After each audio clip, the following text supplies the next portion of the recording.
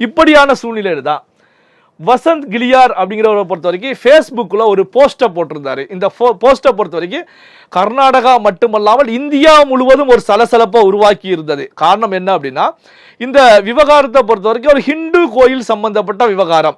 தர்மஸ்தலா மஞ்சுநாதர் டெம்பிளுக்கு உட்பட்ட அந்த நிலப்பரப்புல நடந்த ஒரு விஷயம் அப்படிங்கிறனால தான் ரொம்ப ரொம்ப சென்சிட்டிவான விஷயமாக பார்க்கப்பட்டுக்கிட்டு இருக்கு. அதாவது அந்த கோயிலுடைய புனிதத்தன்மையை கெடுக்கக்கூடிய வேலையில யாராவது சமூக விரோதிகள், யாராவது அமைப்புகள் பின்னணியிலிருந்து செயல்படுகிறார்களா அப்படிங்கிற ஒரு கேள்வியையும் ஒரு சாரர் முன் வச்சுக்கிட்டு இருக்கும் போதுதான் திடீர்னு இந்த வசந்த் கிளியரை பொறுத்த வரைக்கும் ஃபேஸ்புக்ல போஸ்ட் போடுறாங்க.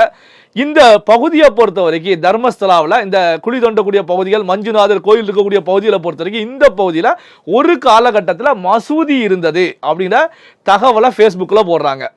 அப்போ இந்த விஷயத்தை பொறுத்த வரைக்கும் இன்னும் சென்சிட்டிவ் ஆகிறது. அதை தாண்டி இது வேறு விதமான ஆங்கிளில் இந்த விஷயத்தை, இந்த தர்மஸ்தலா, இந்த மஞ்சுநாதர் டெம்பிளுக்கு உட்பட்ட இந்த தர்மஸ்தலா விவகாரத்தை எடுத்து செல்லக்கூடிய முயற்சியில் ஈடுபட்டு இருக்காங்க அப்படிங்கிற நிலையில் பார்க்கப்பட்ட நிலையில தான் தலித் லீடர் சேகர் லைலா அப்படிங்கிறவரை பொறுத்த வரைக்கும் இம்மிடியட்டா தர்மஸ்தலா போலீஸ் ஸ்டேஷன்ல வந்து ஒரு கம்ப்ளைண்ட்டை ரைஸ் பண்றாங்க. அதாவது இந்த மாதிரி ஒரு பதிவை போட்டு அமைதியாக இருக்கக்கூடிய மக்கள் மத்தியில் வந்து பாத்தீங்கன்னா கம்யூனல் ஹார்மனிஸ் ஏற்படுத்தக்கூடிய வேலையில, சொசைட்டியில் ஏற்படுத்தக்கூடிய வேலையில இந்த வசந்த் கிளியர் செயல்பட்டுக்கிட்டு இருக்காங்க.